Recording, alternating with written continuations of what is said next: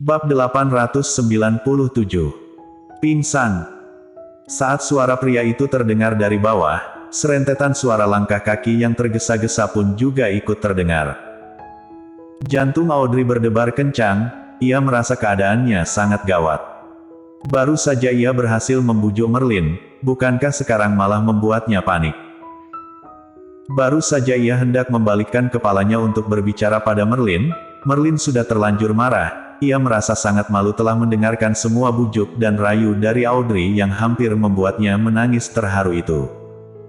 Tak disangka ternyata Audrey membohonginya.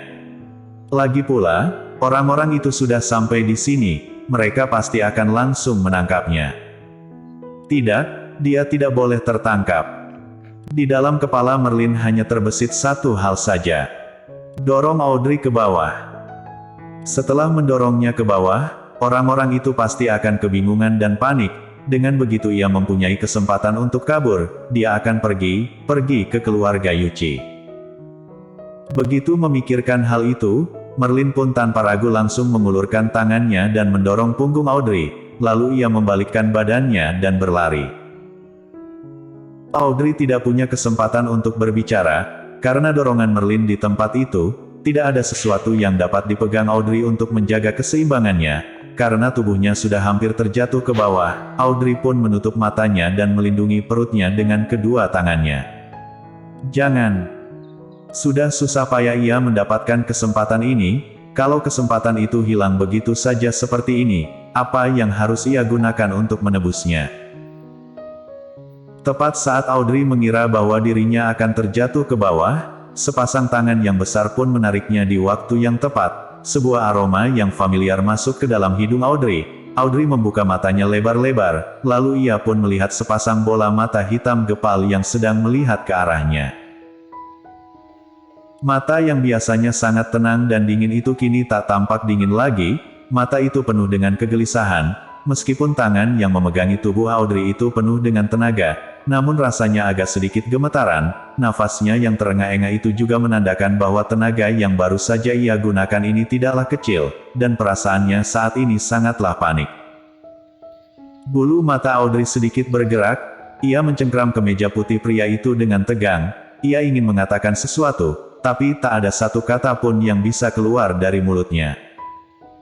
Tak hanya begitu, ia juga merasa pandangannya kabur dan pusing, dan perasaan itu semakin lama semakin terasa kuat. Sedetik kemudian, Audrey pun langsung jatuh pingsan di pelukan Colden. Sejak mereka bertemu, mereka tak sempat berkata apa-apa, Audrey langsung pingsan di dalam pelukannya. Colden mengangkat alisnya, dan langsung menggendong Audrey. Cepat kejar, dia lari ke arah sana. George membawa segerombolan orang naik ke lantai atas. Lori yang berlari di belakang pun langsung berhenti saat melihat Audrey. Ia menatapnya dengan nafas terpenggal-penggal. Audrey. CEO, dia tidak apa-apa kan? Colden melirik ke arah orang yang datang. Dalam ingatannya tidak ada wajah orang ini, tetapi melihat wajahnya yang penuh dengan kekhawatiran itu, Colden pun merasa bahwa dia adalah teman Audrey. Meskipun tidak rela, ia membalas sambil menekuk wajahnya. Aku antarkan dia ke rumah sakit. Lalu, Colden menggedongnya dan turun ke bawah. Lori mengangguk dan ingin mengikuti mereka. Setelah berjalan beberapa langkah dan melihat bayangan tubuh yang tinggi besar dan tampak dingin itu, Lori pun menghentikan langkah kakinya. Sudahlah, meskipun ia sangat mengkhawatirkan Audrey, tapi bagaimanapun dia adalah CEO perusahaan, Colden sama sekali tidak mengenalnya, jangankan mengenalnya.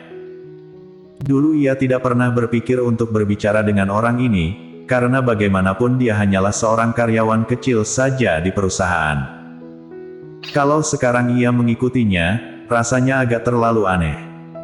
Dia datang kemari bersama George, sebaiknya ia mengikuti George saja. Kelihatannya Colden sangat mengkhawatirkan Audrey, jadi seharusnya ia akan baik-baik saja.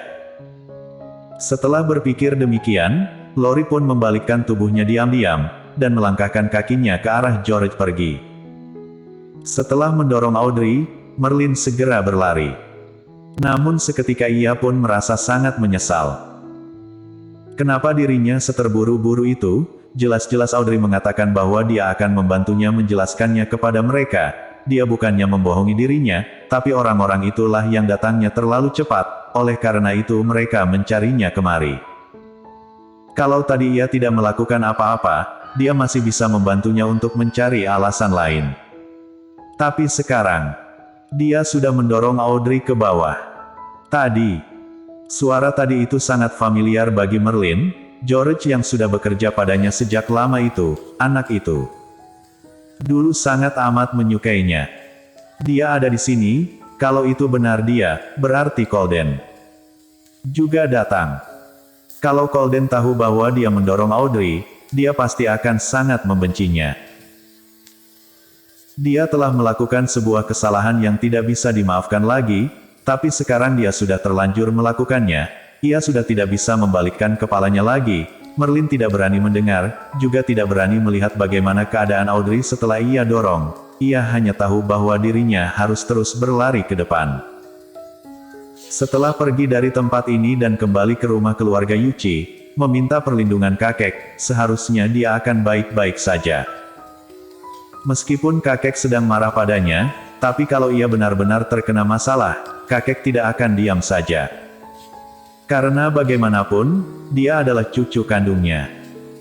Oleh karena itu, Merlin pun semakin berusaha berlari dengan sekuat tenaga, tapi jalan di depan buntu, tidak ada jalan lagi. Merlin membalikkan kepalanya dan melihat orang-orang yang mengejarnya sudah mendekat, kalau dia berlari kembali ia pasti akan tertangkap.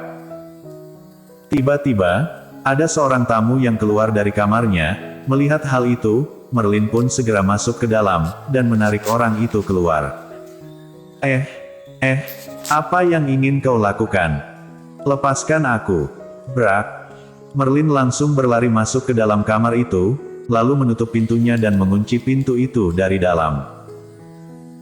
Tamu yang ditariknya keluar itu berdiri diam di tempat sambil tercengang, ia sama sekali tidak tahu apa yang terjadi. Sampai akhirnya George dan yang lainnya mengepung kamarnya itu, setelah itu barulah wajah tamu itu tampak sangat ketakutan. Apa yang kalian lakukan? Tanyanya terbata-bata. George melirik ke arahnya, lalu berkata dingin, wanita yang tadi itu masuk ke dalam kamarmu. Tamu itu mengangguk, iya, dia tiba-tiba berlari kemari, merebut kunci kamarku, lalu menguncinya dari dalam. George mengerutkan alisnya, wajahnya tampak kesal, melihat orang-orang sebanyak itu. Sang tamu pun mundur ke belakang ketakutan. Ini tidak ada hubungannya denganku ya, dia sendiri yang berlari ke arahku. Mengerti? Ada hal yang ingin kami selesaikan di sini, silakan pergi dulu. Tamu itu ragu, kunci kamarku. George mengeluarkan beberapa lembar uang dan ia berikan padanya. Pergilah dulu, setelah masalahnya selesai, kamar ini akan menjadi milikmu lagi, mengerti? Ini adalah hotel kecil, tinggal 1 malam saja sangat murah di sini. Melihat uang sebanyak itu, sang tamu pun langsung menerimanya dan segera pergi dari sana. Lori juga sampai di sana, ia berdiri di hadapan George sambil berkacak pinggang. Mana dia? Apa tidak terkejar? Mendengar perkataan itu, George melirik ke arahnya, lalu melihat kamar itu, bersembunyi di dalam. Lori melirik ke arah kamar itu, lalu melihat orang-orang di sana, ia menutup bibirnya, ia mengerti apa yang terjadi. Dia mengeluarkan handphonenya dan mulai menelepon. George menanyainya, apa yang kau lakukan? Telepon polisilah, kalau tidak hotel ini tidak akan membukakan pintu ini untuk kita. Mendengar kata polisi, George pun segera mengulurkan tangannya untuk menghentikan Lori. Lori mengangkat kepalanya melihat ke arah George dengan bingung. Kenapa? Bersambung.